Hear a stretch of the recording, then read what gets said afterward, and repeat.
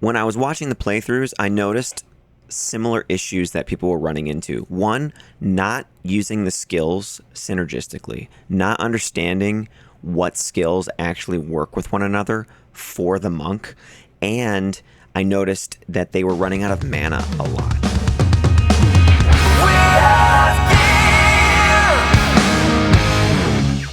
So I just can't help myself. I mean, I love making builds in Diablo 2.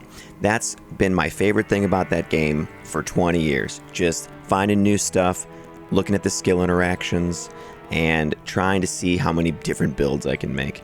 Path of Exile 2 is just basically made for someone like me, it feels like. I've already been theory crafting based on the footage I've seen. I decided to look at the website, which I'll link in the description, that has the support gems and the skill gems, and I watched lots of footage of people playing the monk. Here's some stuff that I thought would be really interesting to kind of string together. And just so you know, this is a very in-depth video, so I'm going to go through a lot of stuff in the next segment here, and then afterwards, I'm going to go into even more depth into each skill and interaction and everything. So just warning you, like, I hope I don't scare you off with the amount of stuff that you're about to see on the screen. All right, thanks.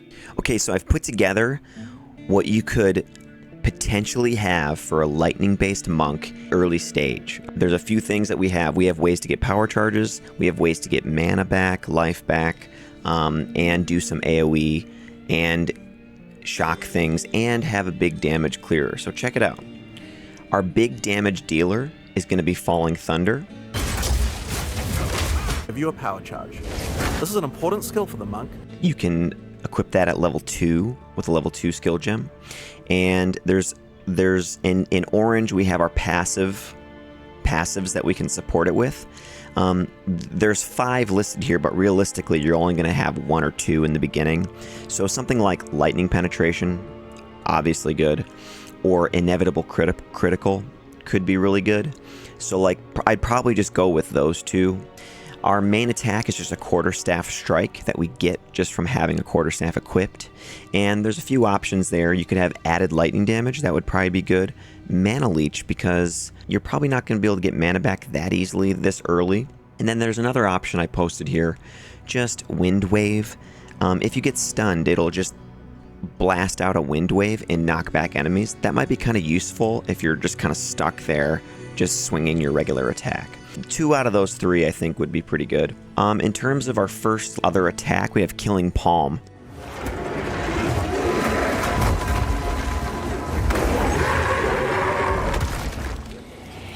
We can get a power charge if we cull an enemy, meaning they're marked and we kill them with Killing Palm.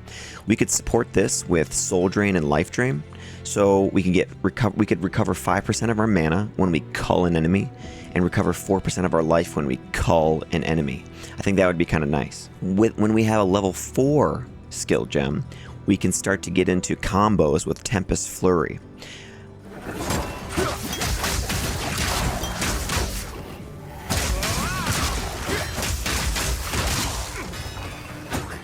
Tempest Flurry shocks enemies, so I could increase that shock by 20% with Conduction. And then I can also get 2 mana back per second for 4 seconds with Enervation. Enervation happens when you hit an enemy that's shocked. So Tempest Flurry would be really great for that, for keeping our shock up and keeping our mana regenerating. So Siphoning Strike makes sense here after Tempest Flurry, because if an enemy is shocked, and then you hit them with Siphoning Strike, which is the dash forward with the back of your Quarterstaff, you'll get a Lightning Shockwave, and you'll get a power charge, which is great.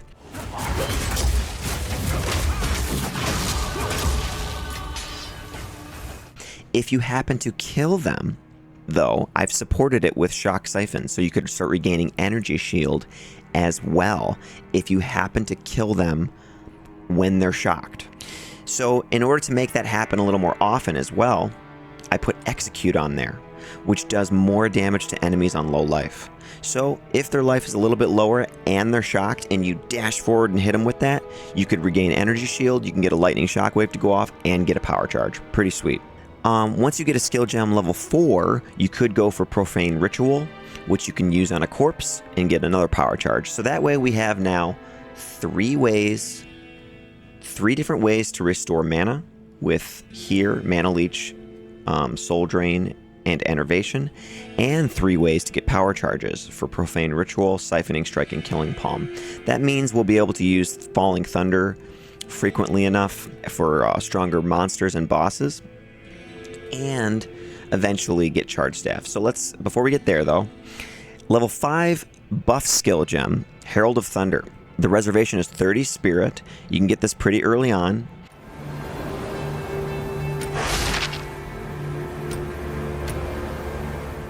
Killing shocked enemies releases lightning bolts. So that makes a lot of sense here too, right?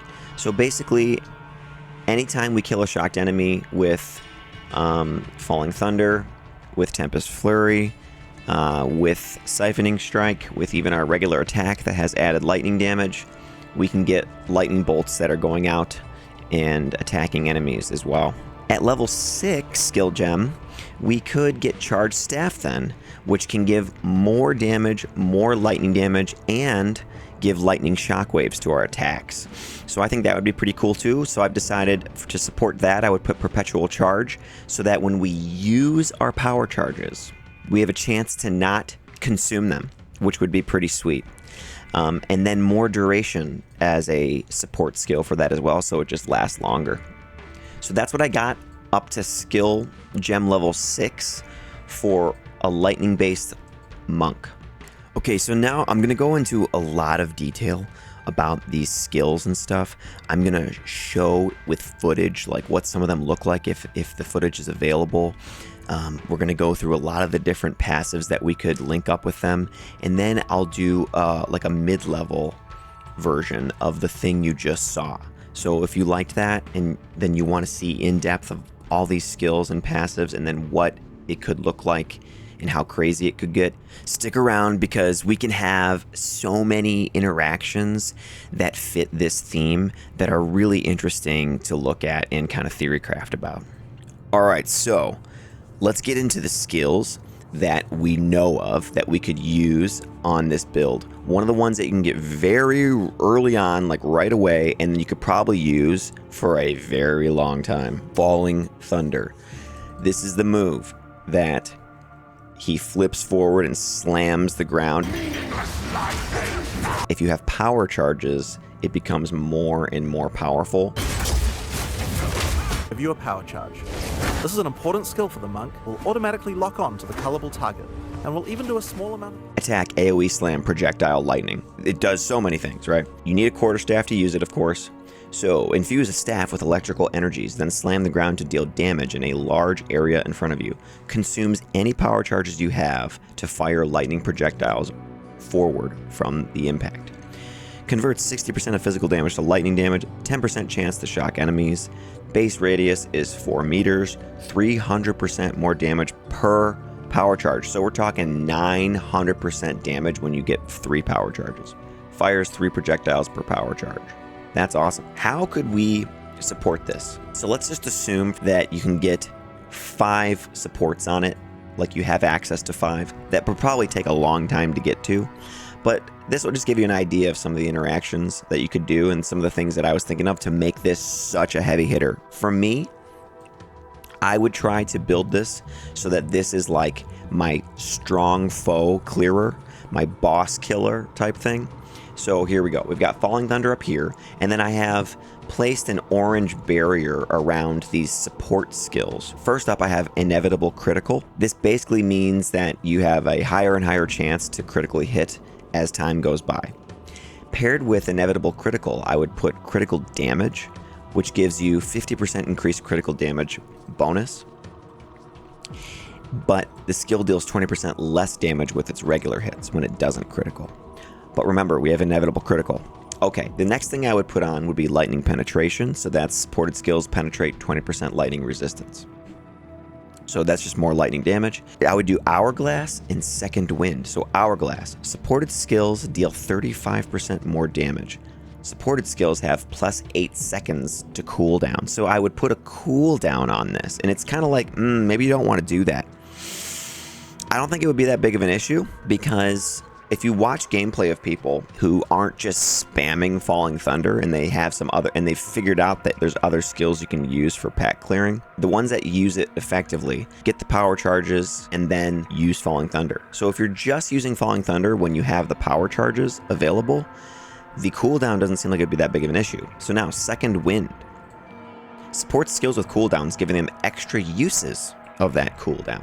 Supported skills have 50% less cooldown recovery rate. So now this 8-second cooldown would become a 12-second cooldown, but we get to use it twice. I think that would be a good trade-off, actually. You get 2 uses of it, but extra damage.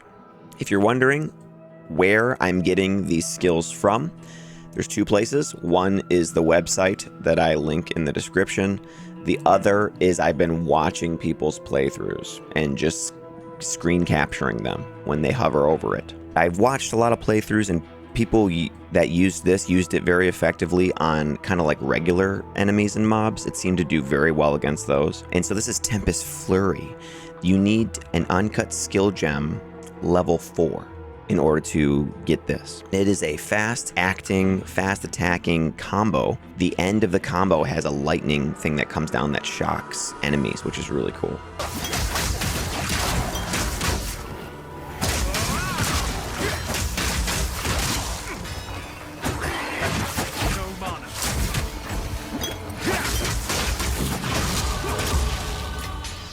It converts 60% of physical damage to lightning. You need some dexterity intelligence to use it. Of course, you need a Quarterstaff. And it says, perform a series of aggressive strikes, ending with a powerful shocking blow. +4 to melee strike range. In one of the playthroughs I watched, there was a buff skill that you got that required Spirit to equip. And it was called Herald of Thunder.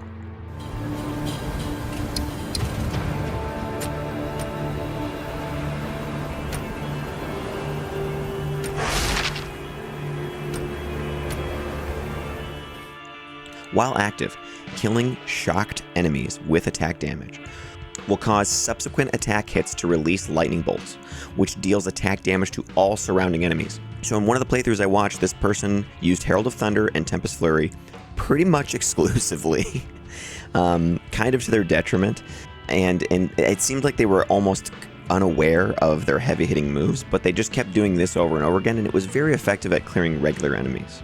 The shocking blow of Tempest Flurry will trigger the lightning bolts of Herald of Thunder. And that would be a nice interaction. Here's some other things to consider. If, say, you could have all of it supported and there were 5 supports for Tempest Flurry, maybe here's some things that I found that would interact with it pretty interestingly. Conduction. It says supports any skill that hits enemies, making it more likely to shock enemies. Supported skills have 20% increased chance to shock, so that would go well with that. Enervation. It's also a support. Supports any skill that hits enemies, causing you to regenerate mana on shocking an enemy. So that's nice. You know, if you have mana issues, regenerate 2 mana per second for 4 seconds when a supported skill shocks an enemy. This is a tier 3 support, it says. How about Far Reach? You know, I showed here that it said that there's +4 to melee strike range on Tempest Flurry. So maybe Far Reach would be useful on that. I'm not sure, actually, but it does say it supports melee and attack. Here's another one. Ruthless. This is a tier 1 support. Supports melee strike or slam skills. Every 3rd time you use a support attack, that use of the skill will be more able to stun enemies. So maybe you can just get some stun buildup, you know, while using this. So you could be shocking them with that 3rd hit, but also building stun. It says ruthless blows with supported skills stun enemies as though dealing 200% more damage. The other one that I found in the playthroughs was just added lightning damage. It says support attacks cause them to gain lightning damage but deal less cold and fire.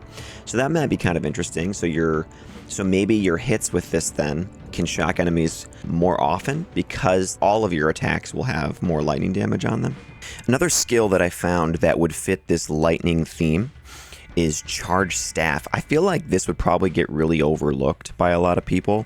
Based on the gameplay footage that I've watched of people playing Monk and using lightning abilities and stuff, it seems like nobody actually used this. I saw somebody choose this skill and bind it and never use it even. Like they forgot it existed once they got it. Basically, you can enchant your Quarterstaff with more lightning damage and lightning shockwaves. And then it says if you reuse this skill while it's still active, it gets more damage and duration. So that's kind of interesting. So you'd have to find a level 6 uncut skill gem to get this, and you do need requirements of Dex and Intelligence. Some of the things that I found that would be interesting with it, like really interesting actually, are these. Perpetual Charge. This is not on the website. I had to find this by watching gameplay footage, and this would be really good. Supports skills that consume power, frenzy, or endurance charges on use, giving them a chance not to remove each charge while still gaining the benefits of consuming it. So imagine that. You get 3 charges as the monk. There's a chance that you keep all of them.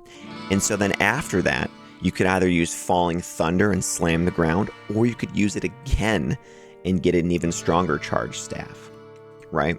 I think that this skill, Charge Staff, is going to get really overlooked, and I bet it's going to be pretty dang strong. Here's another one. Empowered Damage. Skills empowered by supported skills deal 20% more damage. So that's interesting, because if you use Charge Staff, then it means that another skill will get 20% more damage if Charge Staff is on. So that sounds interesting. How about this? More duration. Supported skills have 30% more skill effect duration. Like, okay, that sounds good. And then here's another one I found that would be a really interesting interaction. It says Minion Pact. Supports damaging skills you use yourself. Drain the life of your minions on use in order to boost the skill's damage. Supported skills remove 20% of your maximum life from a nearby minion on use to deal 20% more damage. So basically, you would need a minion of some kind, and I have one in mind for that as well, the Skeletal Storm Mage. So imagine you have the Skeletal Storm Mage and that thing's, shooting lightning and shocking things. And you can use Charge Staff, and it'll actually get 20% more damage just by having that Storm Mage around. If I use them to summon zombies, I can create super zombies. So, since Charge Staff can have some AoE effect, and so can a lot of the other monk moves, there were some other passives that I found through playthroughs that looked like they would be interesting with that. So look at this one, Staff Area of Effect. 12% increased area of effect while wielding a staff. Okay. Resonating Impact. 15% increased area of effect for staff attacks. Enigmatic Reach. 10% increased attack speed with staves. 10% increased cast speed while wielding a staff. 3% increased area of effect per power charge. Ooh, that sounds nice. And then here's this, Staff Spell Damage and Spell Block. 2% chance to block spell damage while wielding a staff, 8% increased spell damage while wielding a staff. All of those could easily come into play and be useful for this lightning-based monk. Alright, so now you need power charges, right? We talked about Falling Thunder needing power charges to get that 900% damage increase. We talked about Charge Staff needing power charges as well. How would you get the power charges then? What would be the easiest ways to get them? So from what I've been able to research here from the skills, we have a few different options. The obvious ones for the monk are going to be Siphoning Strike and Killing Palm. Killing Palm you can get at level 2 with a level 2 skill gem. Can cull an enemy. So there'll be a mark over an enemy, and basically if their life is low enough, you can palm strike them. You'll zip to them, and if you kill them, you're granted a power charge.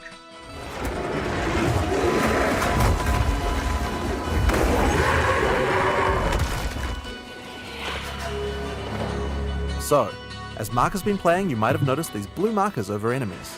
Mark has a skill equipped called Killing Palm. Whenever an enemy has a blue indicator over it, it means the monster has low enough life to cull with Killing Palm. Successfully executing the cull will give you a power charge. Some supports for that which could be interesting as well. They have to have low life and they have to be killed. In order to make sure you kill them, I found this, Execute. It's a support. It says supports any skill that hits enemies, causing it to deal more damage against enemies on low life. So that would just effectively increase the damage of Killing Palm. How about Concentrated Effect? It says supports any skill with an area of effect. Now look, Killing Palm says it has AoE. Okay. Causing that area to be smaller, but any area damage it deals to be higher. So supported skills deal 30% more area damage. Supported skills have 50% less area of effect. Now, I don't know how big the AoE is on Killing Palm. From watching it, it didn't seem like it was that big, you know? So I just thought maybe it'd be interesting to make sure you get the kill by having Execute and Concentrated Effect on Killing Palm. So the other one that's obvious is Siphoning Strike. Now this is not unarmed, this is a Quarterstaff move. This is the one where he takes the back end of the Quarterstaff and zips forward and jabs with it. This is a tier 3 skill. You dash to a target and strike them with your Quarterstaff. If the target is shocked, consumes the shock to release a lightning shockwave around the target and grant you a power charge. So that's awesome, right? Now, when I watched footage of people using this skill, most of them just kind of spammed it and never really seemed to use it in the right way. like they were using Tempest Flurry, they'd do the combo, shock the enemy, more Tempest Flurry. Like what you should be doing is shocking an enemy and then bam, hitting this, and you'll actually see him like take a step back, which is really cool looking, and gain a power charge.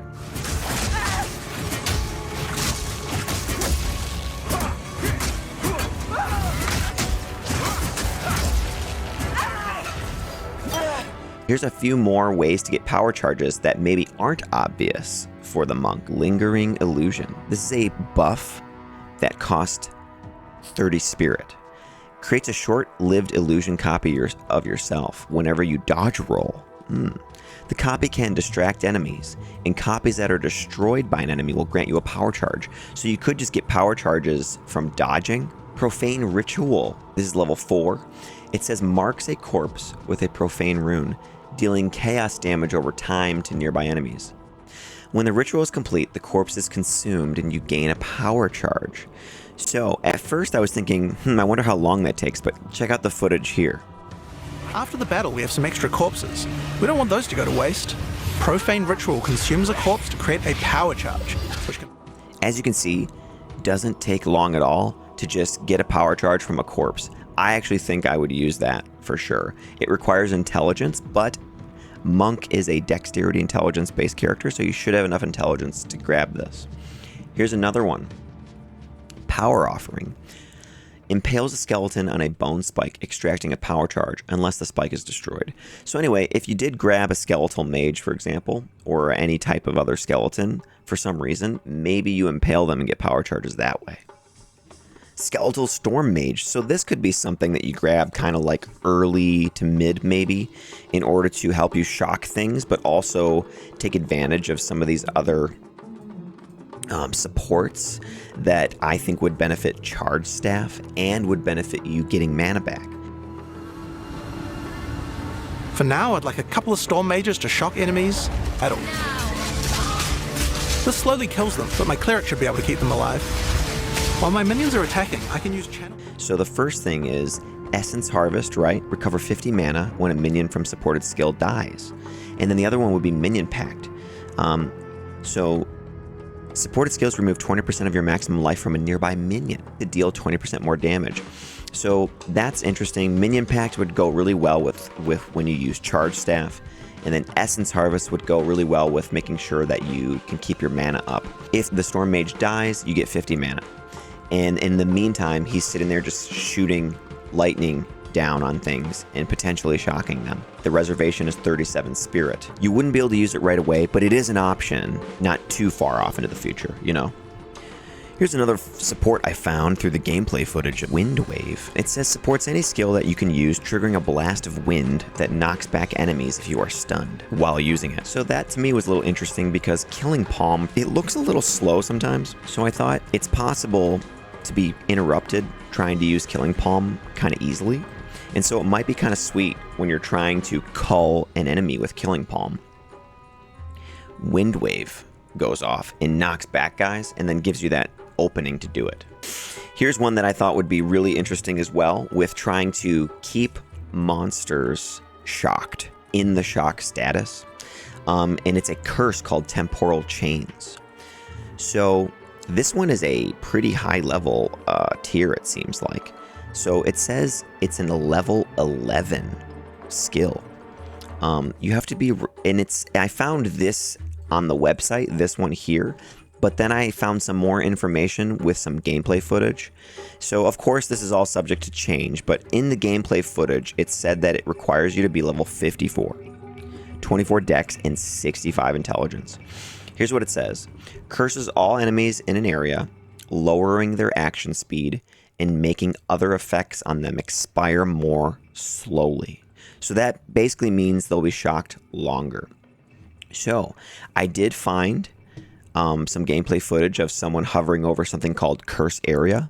And it says 20% increased area of effective hex skills. So that might be something nice to grab. And I think it was close by or even within the monk passive side of things. Here's some other supports that I found that would be nice on this. Hex Bloom. Curses from supported skills spread to enemies within 3 meters when a cursed enemy dies. So that would mean that you could cast Temporal Chains once, start killing stuff, and it's just going to start spreading the hex to other enemies. Here's another one, Decaying Hex. Supported skills inflict decay, dealing 10% of intelligence as chaos damage per second for 8 seconds. So my thinking there was just like, you know, if you're going to throw this curse on these enemies, you might as well just do a little bit of damage on them from it. So this says that your intelligence determines how much chaos damage per second it'll do. So it might not be a huge amount of damage, but perhaps there's some other interaction that it could benefit from. Here's another skill that is a spell.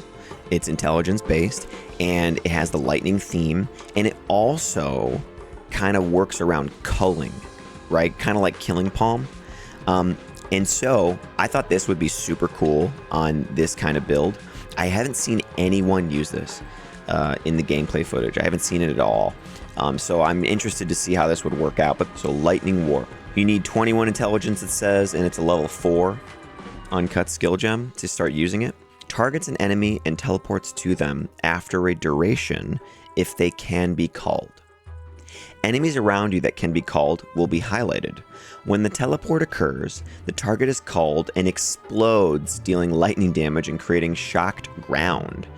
Casting again will queue up multiple teleportations to occur in sequence. So the shocked ground is interesting because that just means more things are going to walk on that and get shock status on them. It says the explosion is 4 meters, the shock ground lasts 10 seconds, deals 4 to 75 lightning damage. I like the idea of like replacing Killing Palm at some point with this. You could support this with a few things. Shock Siphon. Recover 2% of energy shield when a supported skill deals a killing blow to a shocked enemy. So that's kind of interesting. Life Drain. Recover 4% of life when supported skills cull an enemy. So this culls, right? So you can get life steal, and then you could get mana steal as well from culling. So supports any skill that hits, causing you to recover mana when it culls an enemy. Recover 5% of mana when supported skills cull an enemy. So you could have this scenario where you recover energy shield, life, and mana, all with just using Lightning Warp. Cast on Shock. What you can do with Cast on Shock is you can slot in spells. Since the monk is dexterity and intelligence based, that means you probably will have the ability to get enough intelligence to be able to use a lot of these sorceress type lightning spells in the Cast on Shock meta gem. And so just look at some of these possibilities. Here's Arc. Arc of Lightning stretches from the caster to a targeted enemy and chains onto other nearby enemies. For a more single target focused skill, Arc is a good choice. It does more damage to the first target you hit.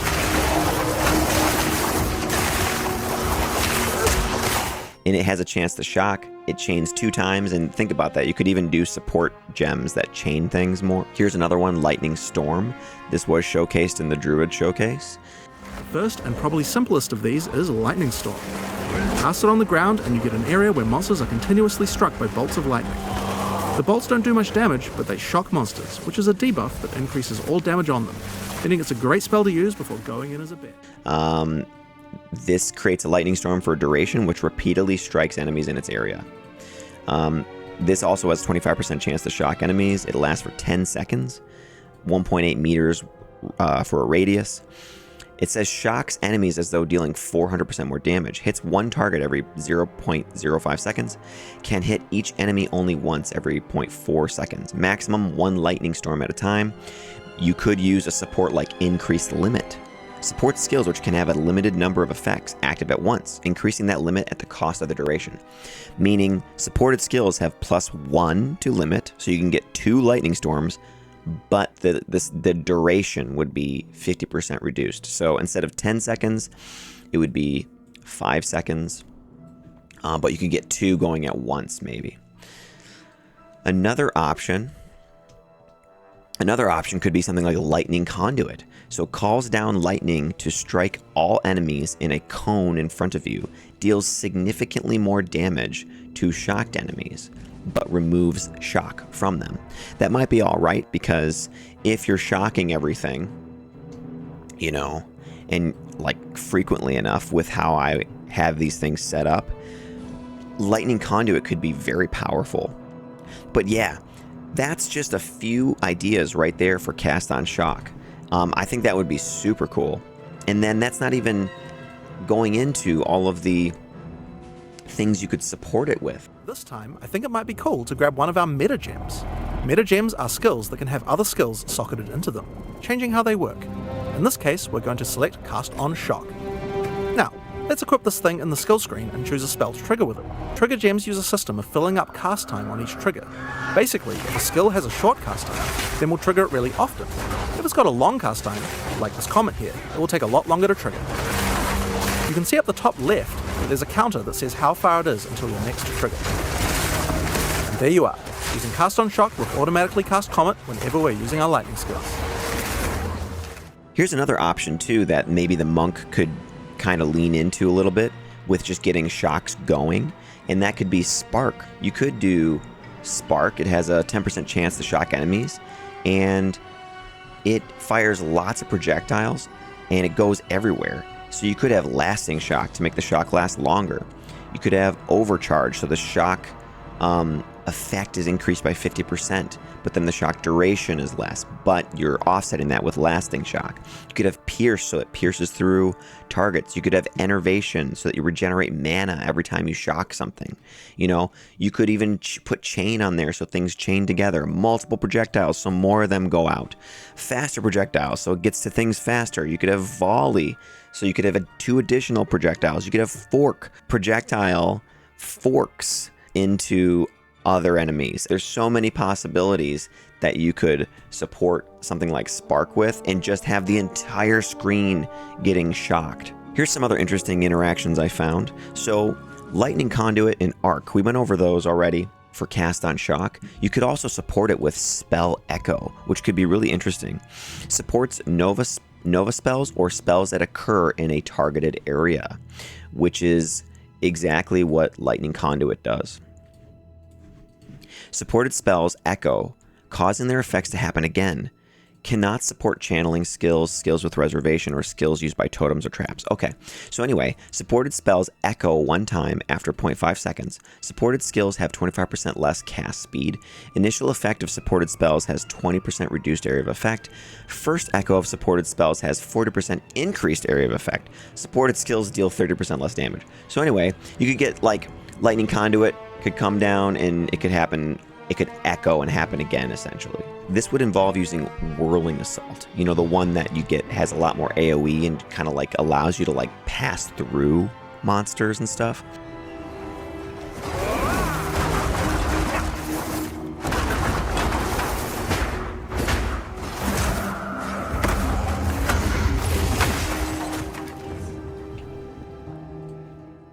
I thought this would actually be really interesting to turn into a lightning ability. Basically trigger a lot of shocks. What I had in mind for this, putting added lightning damage on it. Now remember, you can only use one support gem on one ability. Once you've used it there, you can't use it on another one.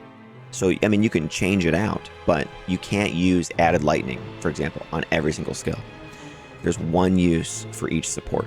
So anyway, so what if we added lightning damage to it, right? So you gain lightning damage. And then what if we added conduction? So supported skills have a 20% increased chance to shock. And then what if we added enervation? So you get mana when you shock an enemy. That way, with Whirling Assault, you could be passing right through big groups of mobs, doing lightning damage and shocking all of them. Since this is like a level 7 skill gem, it would, in order to support it as much as you would need to make it do what I want here, it would seem like then, you know, this would be a little bit later, like mid-level. Like you probably wouldn't have enough support slots for it to make it do what you want. Would be in conjunction with Charge Staff, right? So you would get the charges, you could use Charge Staff, and then you could like probably just wipe through trash mobs with lightning damage on your Whirling Assault. So one of the things I noticed too when people were playing Monk and using a lot of these abilities is they did tend to run out of mana at times. No mana. No mana. And I was thinking about that, like how would you solve these mana issues early on in the game so that you don't have to dedicate as many flasks to just recovering mana. And here's some things that I found. These are supports, and what you could do here is put on Mana Leech on one of your attacks. Leech 2% of physical attack damage as mana. Okay, that would help. Essence Harvest. Recover 50 mana when a minion from supported skills dies. Maybe grab the Skeletal Storm Mage, or maybe just like a level 1 skeleton, and just don't upgrade the skeleton. Just make that skeleton stay weak, and maybe you could even support that with a gem that makes it have lower life, and every time it dies, it'll just give you 50 mana. That sounds kind of interesting, doesn't it? How about this? Soul Drain. Supports any skill that hits enemies, causing you to recover mana when it culls an enemy. Recover 5% of mana when supported skills cull an enemy. Now remember what culling is. Culling is when you kill an enemy who is marked that has low life, okay? And since Killing Palm will probably be in your kit of things and it's readily available early on, Soul Drain would go really well with that too. It also says that it's a tier 1, just a level 1 support. So I feel like that would be pretty useful. So in terms of solving mana costs a little bit later on, Mana Remnants. Now this costs 30 spirit. It's a buff, it's persistent, and it says it's tier level 4. Conjures Surging Lightning, so that's on theme, that causes shocked enemies you or your minions kill to leave behind a Mana Remnant. Picking up a Mana Remnant grants you mana and can overcharge your mana up to double its normal maximum. So you could actually collect a lot of these little Mana Remnants and double your mana. And then there's a little piece here, and this says DNT, so maybe that's subject to change. I'm not sure if that's what that means or not. But however, it says critical hits against shocked enemies. Spawn a Mana Remnant. Each remnant grants 9 mana. So I found this support gem in gameplay footage, not on the website. It says Ambush. Supports any skill that hits enemies, making it more likely to critically hit enemies on full life. So you could put this in any of your attack abilities. Whirling Assault attack going, where you're passing through mobs of enemies. And if it's a new mob and they all have full life, you have a very high chance to critically hit all of them with Ambush. And so that would mean that all these Mana Remnants are just spawning, and your mana is just going to be doubled by collecting them all and capped out all the time. And so the passive skill tree is not like fully available for viewing and for searching anything yet, but so I watched a bunch of gameplay from people, and I meticulously went through, and just when they would open up the passive skill tree and just kind of like fly through it, I would just pause the video. And so I was able to find some things that would be effective for trying to build into lightning on the monk. Look at this one. Lightning penetration. Damage penetrates 4%. Lightning resistance. Okay, that's like negative enemy lightning res. This one is elemental, it says 15% increased effect of chill, okay, and then 5% increased effect of shock. So shock is an effect from lightning that allows you to do more damage when enemies are shocked, but also have certain interactions or synergies with other skills. So when an enemy is shocked, this thing can happen with another skill. Here's another one that I thought was just just to show, like, be on the lookout for something like this maybe if you needed more mana. It says 20% increased total recovery per second from mana leech. Okay, that seems decent. That can boost your mana steal. Here's another one that was a really good node. It's called Wind Dancer. 20% less attack damage taken if you haven't been hit by an attack recently. 10% more chance to evade attacks if you have been hit by an attack recently. And 20% more attack damage if you have been hit by an attack recently. So look at that. Really interesting, right? I've got another one here that's a pretty big one. This gives you +5 to dexterity and intelligence, which is going to be huge for the monk.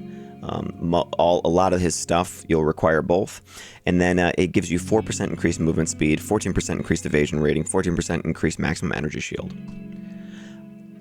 In terms of gear, we don't really have gear to show for this build because we don't know what's available. It's not like there's chase items that I can show you or anything. However, I did watch a playthrough of a warrior and a monk play together, and the monk did find this, and he used this for like 3 or 4 hours of his playthrough. And look at this. This is just a nimble crackling quarterstaff of victory, and it's a level 16 item. It's just a magic item. It's not a rare even. And it says gains 1 Stormsurge on hit. Luckily, the player clicked on that and tried to look at what Stormsurge is. And it says each Stormsurge on this weapon grants 3% of damage as extra lightning damage for 5 seconds, maximum 10 Stormsurge. So effectively, you hit something 10 times and you get 30% extra damage as lightning, which is pretty cool.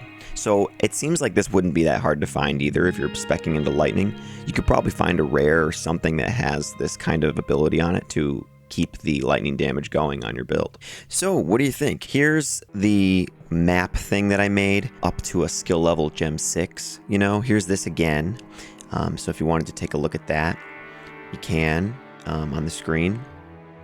And then here's the, as you get to like mid higher level stuff, like when you're going to have possibly a lot more spirit that you can allocate, and a lot more support gems to put in. And so on this screen, there's actually 10 abilities, so you wouldn't be able to equip all of them, but I still put them on there so we could talk about them. And so it kind of seems to me that like it almost might be off meta to just go into one element in PoE 2. Right? Because that's kind of what you would do in PoE 1, from my understanding, and definitely in Diablo 2. But it seems like they want you to try to spec into several things and see how you can make all those work together. So it was kind of fun to just like hone in on just the one element and really see how much you can get out of that. So we still have Falling Thunder at the top, right? And it would be fully supported with Inevitable Critical, Lightning Penetration, Critical Damage, Hourglass, and Second Wind to give it more damage, but a cooldown, but possibly 2 uses. We would have Temporal Chains at this point with Decaying Hex and Hex Bloom, so it'll do a tiny bit of damage based on our intelligence, and it'll also do, it'll spread to other enemies when we kill enemies. Temporal Chains will give us more shock duration, essentially, and slow enemies. Lightning Warp would then replace our Killing Palm. And so Lightning Warp has this warp ability, and it leaves shocked ground, and it can call enemies. So I have Soul Drain, Life Drain, Shock Siphon. You get Energy Shield when you kill a shocked enemy with this. There's mana when you call an enemy, life when you call an enemy. I just think it would be cool to see the teleport for that. For our attack, instead of just like a regular attack or Tempest Flurry, I have Whirling Assault over here with added lightning damage, ambush so that enemies with full life get critically hit, conduction for 20% chance of shock, enervation for 2 mana per second when we hit shocked enemies. If we used Mana Remnants over here, this buff, which costs spirit, and we really needed mana, then I think the ambush would go well with this, since this can drop mana remnants that you can collect based on critical hits. So I'm just imagining Whirling Assault, you know, wiping through mobs, like just shocking everything, critically hitting things, getting our mana back. Might be kind of cool. So then once everything is shocked, right, Siphoning Strike is still on there. We can get a power charge from that. But before we had Execute and Shock Siphon, but since Shock Siphon's on Lightning Warp now, I left Execute for more damage against enemies with low life, and then I put Ruthless because every third hit gets a big stagger damage added to it. So maybe we could do a little stagger with it on bosses or something. I left Charge Staff. I would think I would use that. The difference is I added one more support to it, which would be Essence Harvest. You know, if we were going to use Skeletal Storm Mage in Minion Pact. So Essence Harvest would mean once we had 3 charges and we used Charge Staff to empower our staff with lightning, shockwaves, and lightning damage, it would actually pull from this Skeletal Mage and do 20% more damage. That's kind of interesting with the Essence Harvest. Still have more duration, still have Perpetual Charge for the chance to not consume the charges, which would be awesome. I still have Profane Ritual here, so we can just get a power charge from a corpse. It seems like that would just be always on, unless some new skills or abilities are revealed that give us power charges, maybe uniques or something. And then the last thing down here is Cast on Shock, which, you know, I think we would use that, but it costs 100 Spirit, though, which is a lot. I don't know how many things you could socket into it. It says that it unleashes all spells that are socketed, so I just threw on Lightning Storm, Lightning Conduit, and Spark, just for fun, essentially. Like, it could just be one of those, or if you have the space, it could be all 3. I don't know how the reservation is going to work for that. Like, is it going to be the case that the more spells you put into it, the more spirit it costs? I have no idea. But anyway, that's kind of what I had going on for, you know, mid to upper level with some of these skills to try to make this lightning theme work. Oh boy, so did you make it to the end of the video? Thanks if you did. I am just nerding out on Path of Exile 2 right now, man. I think it's so awesome. Cannot wait to play this game, seriously. So many freaking builds already in my mind. And I hope that this was helpful to you. It was helpful for me to kind of just like map out the skills like that and just be like, yeah, I think I kind of have like a plan for making a lightning based monk now. I think that might be what I do first. I think it might be. I'm not sure exactly yet. I might change my mind. I might find things in the game and just change course and just, you know, that could be the way it is. Just kind of follow whatever is interesting me. But I do want to try this out at least at some point and see if it works out. That would be cool. I think it definitely helped me get a grasp on the skills a lot better, to pay attention to everything a little bit more, and really read all these skills and supports, you know, on the website and through the gameplay playthroughs that I watched very intensely. I mean, so yeah, thanks for watching, and more videos will be coming out eventually, so yeah. So thanks for watching. I appreciate it very much. Thank you for liking and subscribing and all that stuff too, and commenting. All right, peace. Later.